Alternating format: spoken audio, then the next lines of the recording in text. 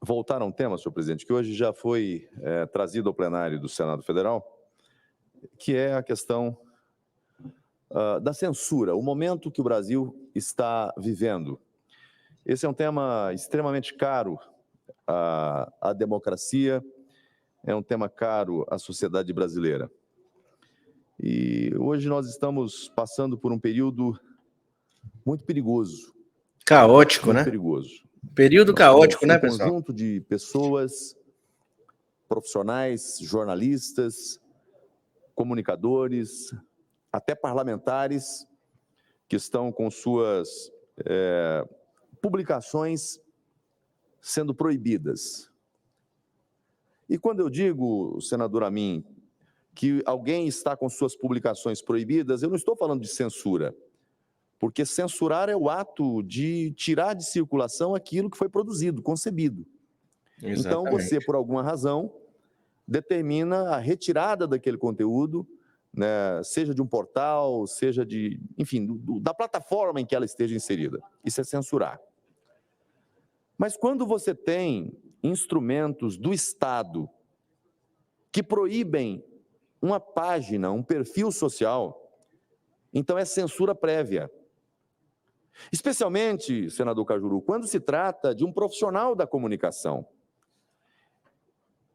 Eu não posso crer que alguém fundamente uma decisão, uma tese, dizendo que está censurando em defesa da democracia. Alguém que pratica tal ato com esse argumento, alguém que se vale da censura para defender a democracia, subverteu a própria democracia. Imagine conceber, num Estado democrático de direito, num país onde a liberdade de expressão, de manifestação do pensamento é um dos fundamentos da própria República, é uma garantia fundamental, conceber que se censura para proteger a democracia. Eu não consigo imaginar compatibilidade entre essas duas garantias. A democracia é a garantia maior. Mas você só tem democracia se você tem liberdade. Se você não tem liberdade, não tem democracia. Exatamente. E quando eu digo que nós estamos diante de dois institutos, o Instituto da Censura, o instrumento da censura, é um instrumento violento. É tirar o direito de alguém expressar o que pensa, o que sabe. Mas, ainda mais grave do que esse, é você censurar o direito dele publicar antes mesmo dele escrever. E aí eu explico. Alguém que tem uma página social, está aqui o senador Eduardo Girão, eu não sei quantos seguidores Vossa Excelência tem numa página social. Não faço esse monitoramento de todos os colegas. Aqui dentro do plenário do Senado, nós temos vários colegas que têm milhares, até milhões de seguidores num perfil. Nós temos jornalistas, e aí estou falando, porque na minha história, o início da minha trajetória foi como comunicador, como jornalista. Quando eu iniciei no jornalismo, nós não tínhamos as plataformas digitais como um canal de comunicação. Hoje, as plataformas digitais, alguém que tem uma página numa rede social e ele é um comunicador, aquele é um instrumento de trabalho dele, aquele é o veículo de comunicação dele. Existem profissionais... que é impenhorável até pela CLT e pelo direito. Exato. E existem profissionais que estão contando com esse veículo para a propagação das suas ideias, da sua visão, da sua informação, e que talvez a audiência dele, nesse instrumento próprio, particular, tenha mais alcance do que um veículo convencional de comunicação. Esse é o medo deles, né? Então, quando nós estamos diante de uma situação em que alguém tem o seu perfil numa rede social bloqueado, cancelado, o cancelamento é pelo usuário, o bloqueado, né, que aí é a figura não só da censura, É a censura prévia. É a censura prévia. Porque você está proibindo ele não apenas de veicular aquilo que aos olhos de alguém fere direito de outrem, ou que ameaça direito. O que ainda que seja nesse caso é uma violência, é uma agressão. Mas quando você, meu caro presidente veneziano, mas quando você impede que alguém tenha a sua página, seja na plataforma A, plataforma B, pratica-se, em último grau, censura prévia. Censura prévia, porque é um meio de comunicação. Hoje você tem comunicadores que não estão no rádio, como na minha época. Eu comecei no rádio, com muito orgulho. Dá impressão a mim? Nunca perde os cacuetes, né? Mas eu comecei no rádio. Naquele tempo, não se tinha uma página, um YouTube, como um canal onde você coloca uma página, daqui a pouco aquele é o teu programa. E sem ter problema, como diz a minha agora há pouco aqui, né, com CLT, com qualquer de outra natureza. Você é o dono do seu canal. Então, agora, eu defendo, as práticas daqueles que lá estão e que cometem crime, não. Mas eu defendo o direito daquele que está lá, ainda que esteja cometendo crime, é direito dele estar lá. Como é direito daquele que é vítima do crime dele, processá-lo, julgá-lo e condená-lo. Agora, se liberdade de expressão for para eu defender o direito do outro falar o que eu quero ouvir, então eu não tenho liberdade de expressão. Senhor presidente, o Rio de Janeiro sofre demais com a violência, muito em função de uma ação política. Um partido, PSB, um partido da extrema esquerda, entrou com uma ADPF de número 635, questionando ou querendo proibir que as polícias do Rio fizessem operações na época da pandemia. E o relator, ministro Edson Fachin, que começou a brincar de querer ser secretário de Segurança Pública do Rio. A consequência está aí. Os números não mentem. Com as suas medidas, que na teoria são maravilhosas, o ministro podia estar muito bem intencionado, mas ele se esqueceu de combinar com a realidade. De marginais cada vez mais bem armados, mais audaciosos, mais certos da impunidade. E a consequência foi que o Rio virou um grande refúgio de traficantes de todos os lugares do Brasil. A exemplo do que já aconteceu no Rio de Janeiro, quando o governador, em 1983, era Brizola. Ele criou ilhas de exclusão no momento em que ainda nem existia o Comando Vermelho, o nome da facção era Falange Vermelha, e nessa época do Brizola se estabeleceu de tal maneira que mudou de nome, passou a se chamar Comando Vermelho, com um poderio bélico jamais visto em nenhum lugar do nosso país. Então, o ministro Fachin é o novo Brizola do Rio de Janeiro. E essa já era uma percepção de todos nós, que vivemos e respiramos o dia a dia do Estado do Rio, de que a violência havia aumentado em função dos efeitos dessa DPF 635. E agora, a comprovação técnica, inclusive, publicado no Jornal Metrópolis há poucos dias, a seguinte manchete com a reportagem: CNJ aponta expansão do Comando Vermelho após decisão do STF no Rio de Janeiro. E eu queria trazer aqui algumas manchetes de jornais que evidenciam o clima de terror que vive o Rio de Janeiro hoje em função dessa interferência de um ministro do Supremo na segurança pública do Rio de Janeiro. Veja bem, presidente veneziano, as manchetes, como o Rio virou um grande refúgio de traficantes de todo o Brasil. Isso desde 2021 para frente. Foi uma ação ajuizada durante a pandemia. E os maus querendo, né, pessoal, liberar as drogas, como se isso fosse fazer algum benefício para o nosso país. Eles querem deixar todo mundo zumbificados, né? Todos zumbificados. A gente já vai entrar nas matérias, mas antes vamos continuar ouvindo o senador. Vamos lá. Traficante foragido do Amazonas é um dos mortos em operação no Rio de Janeiro. Após morte de chefe do tráfico no Rio, o governo do Pará faz alerta de ataques a servidores de segurança. O chefe do tráfico do Pará morto no Rio de Janeiro. QG do tráfico. Foragidos de outros estados usam o Rio de Janeiro para expandir negócios e como refúgio contra a polícia e quadrilhas rivais. A tropa do Lampião e a guerra do tráfico no Rio envolvem criminosos que migraram do Ceará. Polícia Militar faz operação na Rocinha para prender bandidos foragidos de outros estados. Mais de 20 traficantes foragidos de Alagoas, senador Renan Calheiros, estão escondidos em favelas do Rio, segundo a investigação.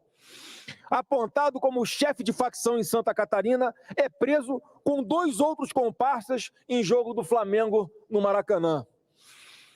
PM faz operação no Complexo Samaré e prende chefe de facção criminosa de Sergipe. Alvo de operações, traficantes de outros estados levavam vida de ostentação no Rio. Um deles tinha até cão armado. Traficantes presos na saída de boate no Rio estavam entre os mais procurados de Minas Gerais. Chefe do tráfico do litoral sul do Espírito Santo é preso em operação conjunta em Macaé, no Rio de Janeiro. Suspeito de ordenar ataque que incendiou ônibus e matou motorista em João Pessoa é preso no Rio de Janeiro. Essa aqui é demais. Resort do tráfico. Criminosos da Rocinha cobram até R$100 mil por mês para esconder bandidos. E esse resort aqui deve ser maravilhoso, porque a vista da Rocinha é fantástica. Uma das mais bonitas do mundo, senador Cajuru. Estão cobrando barato. Podiam cobrar mais pela vista que tem, maravilhosa, de quem mora na Rocinha. Outras manchetes. Quase 400 bandidos de outros estados foram presos em comunidades do Rio de Janeiro em 2022. QG do tráfico. Foragidos de outros estados usam o Rio de Janeiro para expandir negócios e como refúgio contra a polícia e quadrilhas rivais. Líderes do tráfico de 8 estados migram para o Rio, diz a polícia. Secretário de PM cita migração de bandidos de outros estados para o Rio de Janeiro. O Rio de Janeiro virou refúgio de criminosos e de outros estados, diz Cláudio Castro, ao anunciar grande ação na Maré. E as consequências práticas são essas. O Rio se tornou um refúgio de traficantes, o índice de violência altíssimo, uma sensação de insegurança, ou uma insegurança em si muito grande. E olha as consequências dessa decisão do ministro Edson Fachin. Além dessas, tem muitas outras. O Rio de Janeiro, eu desafio algum senador, representante de outros estados, que consigam ter essa façanha que nada orgulha o meu estado do Rio de Janeiro. O Rio tem a profissão de gerente de barricada. O tráfico tem que contratar gente para fazer a gestão das barricadas, que são aqueles obstáculos colocados nos acessos das comunidades onde há o domínio do tráfico ou de milícia, para que não cheguem os serviços públicos, para que não chegue a polícia. Manchete do jornal. Gerente de barricadas. Entenda o cargo e em quais favelas as barreiras são mais comuns. E essas reportagens que fiz leitura aqui agora são do relatório do CNJ. Parabéns pelo trabalho do CNJ de fazer um diagnóstico das deficiências e das necessidades na segurança pública do Rio. E tem uma outra, olha só que interessante. Então, o Rio de Janeiro hoje tem gerente de barricada e tem tráfico, tem resort no tráfico. Algum outro estado tem isso aqui? E esse relatório é muito esclarecedor, porque ele aponta exatamente algumas falhas, em especial no tocante à interpretação que foi dada da decisão dele, em que a polícia só poderia agir em casos de excepcionalidade. Ninguém sabe o que é excepcionalidade. O relatório aponta bem o que é, quais são as exceções. E a consequência prática é que o policial no Rio tem muito mais medo de um juiz do que de um traficante armado de fuzil. Porque ele vai para a rua cumprir a sua obrigação, graças a Deus, ainda temos policiais, ainda temos seres humanos que se dispõem a fazer esse tipo de trabalho de altíssimo risco, com um salário muito aquém da responsabilidade deles, porque no dia que isso acabar, acabou o direito de ir e vir em todo o nosso país. E, presidente, fica aqui esse apelo, pela enésima vez que eu faço, para que o ministro Edson Fachin arquive de uma vez por todas essa DPF 635, que tem trazido tanta insegurança jurídica aos policiais do meu estado, do Rio de Janeiro. Isso aqui está umbilicalmente ligado a uma PEC que nós vamos debater daqui a pouco aqui no plenário, que é a PEC contra as drogas.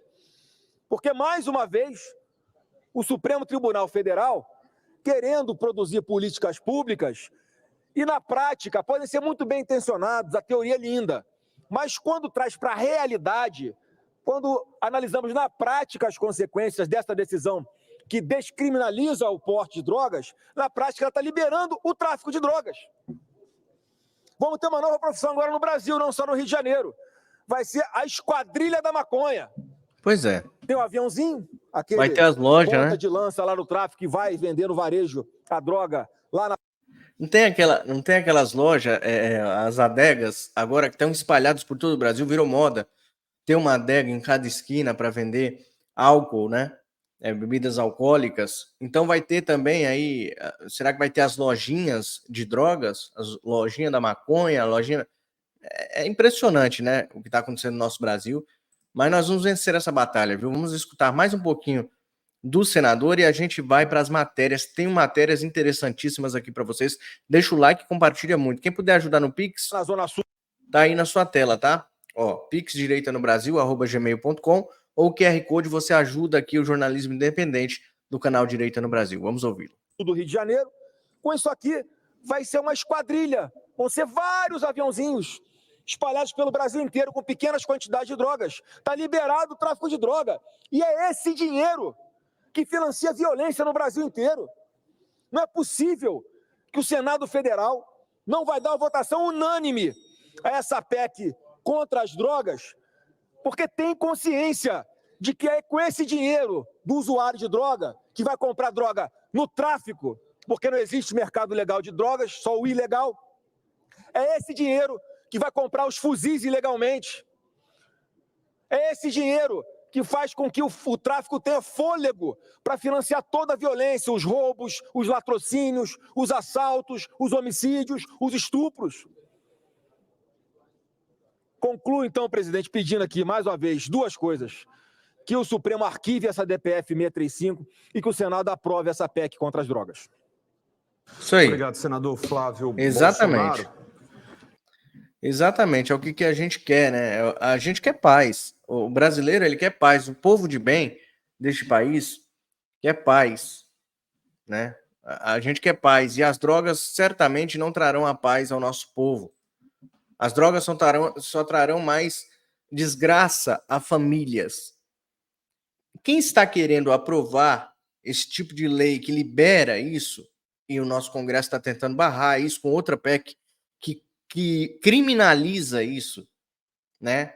Então, alguns estão lá dentro querendo aprovar e essa PEC que eles vão votar no dia de hoje pode barrar essa desgraça no nosso mundo, no nosso país.